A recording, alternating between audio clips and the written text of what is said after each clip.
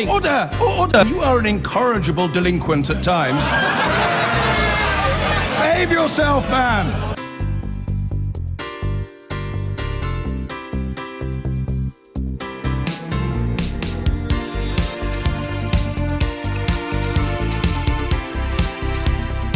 They are trapped without food, without electricity, surrounded by Syrian troops and deadly mines. Just 30 miles from the Syrian capital, Damascus, aid agencies say 40,000 people are slowly starving to death in the town of Madaya. Reports claim desperate residents are foraging through rubbish, even eating leaves from trees to survive. Their stories are only just starting to emerge. This report by our chief correspondent, Alex Thompson.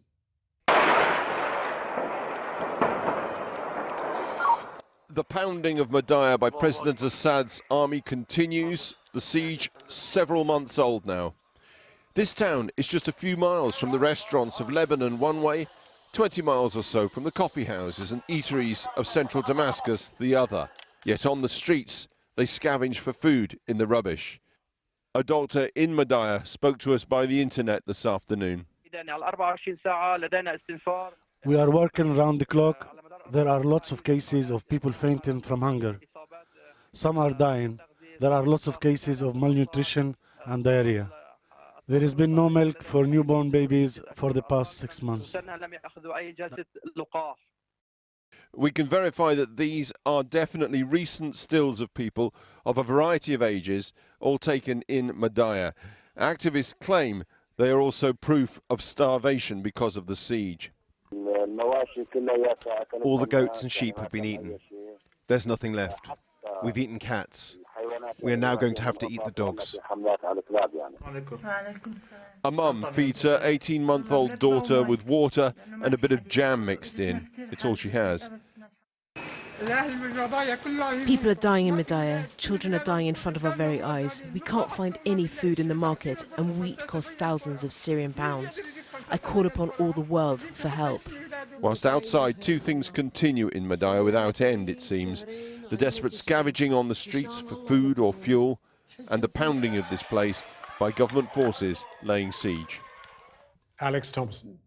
A few parcels of food aid have reached the besieged Syrian town of Madaya, as David Cameron was urged to consider sending in the RAF to drop emergency supplies to thousands of people at risk of starvation.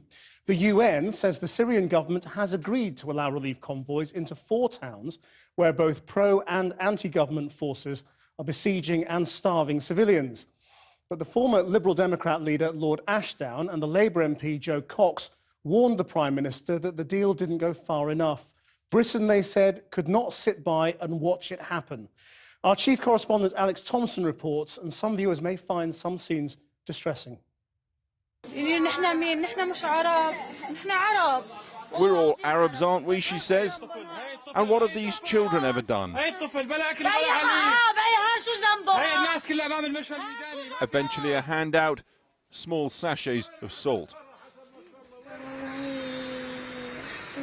I'm sorry to ask this, but I haven't eaten for 3 days, he says. Could you give me some food? Now come inside to Madaya's makeshift clinic.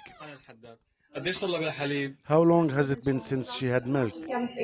We give her milk once every 10 days. What are you giving her then? Water and salt. God help us. And do you have nappies? No, I use plastic bags. Dr. Mohammed says around 200 people a day come to the clinic after fainting from hunger. This patient says he has not eaten for 25 days. Another patient with Dr. Mohammed. In Syria, in Madaya, in 2016, it has come to this. A small glimmer of hope in Madaya. A tiny amount of food was delivered yesterday by the charity Hand in Hand. They say they got milk and some meat to 600 families. But look at the amounts. It's a tiny drop in a place where up to 40,000 people are reckoned to be trapped and at risk of starvation. Now, the blockade of Madaya began 6 months ago when the pro-Assad Syrian army and allied Hezbollah forces pushed to reassert control over areas close to the Lebanese frontier. But siege tactics are being used on many sides in the Syrian war. In the far north, at Idlib province, at Kafraya and Al-Fawr, thousands of people have been cut off without food by anti-Assad rebel forces. Al-Fawr on December the 28th, and the International Red Cross managed to penetrate the anti-Assad besiegers to bring in food aid and rescue the sick and wounded. In Damascus today, the Red Cross told us again there are many sides to this war in many locations, and many of them are besieging and starving civilians. What we are seeing currently on the ground in Syria, that the humanitarian, very dire humanitarian situation in the towns of Madaya, but also Fu and Kefraya is only an example of a greater problem that is currently happening in this country. We are talking here about nearly 500,000 people that are currently living under a siege. Back in Madaya, the man says a bit of tomato juice and water is all he has for the children. Starving civilians is a war crime by any definition, and the wider world has not stopped President Assad's forces from doing this in almost 5 years of war. And yet, in the far north, because of our new war with the Islamic State, Britain is now effectively in military alliance with anti-Assad fighters who are also starving civilians, also committing war crimes. A fact not lost on many Syrians. Well, I'm joined now by Greg Barrow from the UN's World Food Programme. If the siege is lifted and small charity is getting in, why aren't your convoys? Our convoys aren't getting in because we're talking about 10, 15 trucks carrying food for 40,000 people for a month. We can't simply force our way through. This is a very complex and coordinated exercise that has to take place when we know we can get through those checkpoints and when we know we can get in there and get that food to the people who desperately need it in an orderly fashion. So when they say the siege has been lifted, are you saying it hasn't? You know, that you haven't got permission to go in yet? We've got permission to go in. What we need to wait for now is the moment when we have security guaranteed, when we know we can get that amount of material, trucks and personnel in, and we know, most importantly, that we can get vast amounts of food to those people who've been deprived on it since the middle of October. I mean, this is just one town. There are several others believed to have been in similar situations and not just held at siege by the Assad forces, but by some rebel groups as well. Yes, it's a tragedy of this war that this is actually a tactic that has been used over the years during the entire Syria conflict. We estimate that anything from 100,000 to up to 200, maybe even 300,000 people are affected in this way, besieged either in towns or locations, cut off as a tactic as part of this brutal conflict. I mean, there are so many groups involved. If the Assad government says you can go in, does that mean Hezbollah says yes and any Iranian people there say yes? I mean, or do you have to negotiate with each of these parties as you go along? Well, if we take this situation with Madaya today, the reason we're able to go in is because of a localized agreement between the government and the opposition forces, who then said to the UN, you can enter Madaya and you can also enter these other cities to the northern part of Syria that are being besieged by opposition forces. So it's a coordinated, negotiated agreement that's a quid pro quo between different groups. But do you think the UN, the different UN bodies have been shouting loud enough? I mean, this Madaya story has kind of grown up over the last few days when images came out, and that pressure seems to have helped get the Syrians to say, OK, you can go in. Presumably this has been going on in different places for a long time. This is going on all the time, but let me put it into perspective. The World Food Programme is reaching 4 million people every month inside Syria.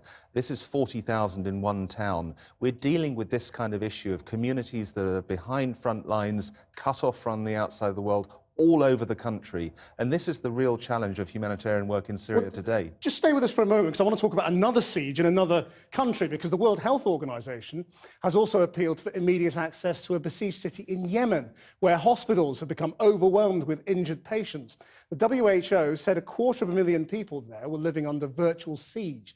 Today, the Red Cross published footage of a destroyed hospital in the city of Tyres, following an intensification of Saudi-led airstrikes. It was hit in what's been described as the heaviest strikes of the 9-month war, along with the presidential palace and other buildings in the capital, Sana'a. The British government have been strongly criticised in recent days over UK arms sales to Saudi Arabia, and today the government admitted that British military experts are helping the Saudis target their attacks. In the last hour, the Shadow Foreign Secretary Hilary Benn has called on the government to urgently explain its involvement in the conflict. Well, we asked the Ministry of Defence for an interview to explain the UK's involvement in Yemen, but nobody was available. Greg Barrow, what are you doing to try and get into there? Well, a different country, a different political dynamic, but one thing that is the same is that you have humanitarian organisations, UN organisations, trying to function in a country without UN peacekeepers, without any security. We don't have guns. We're simple aid workers trying to transport food and other supplies into places like Taiz, places like Madaya. We can't force our way in. We don't have superhuman powers. We have to rely on the forces on the ground, the men with guns, to allow us through. And at the moment, in both of these countries, that's not happening. Greg Barrow, thank you very much for joining us. I've been getting away with it all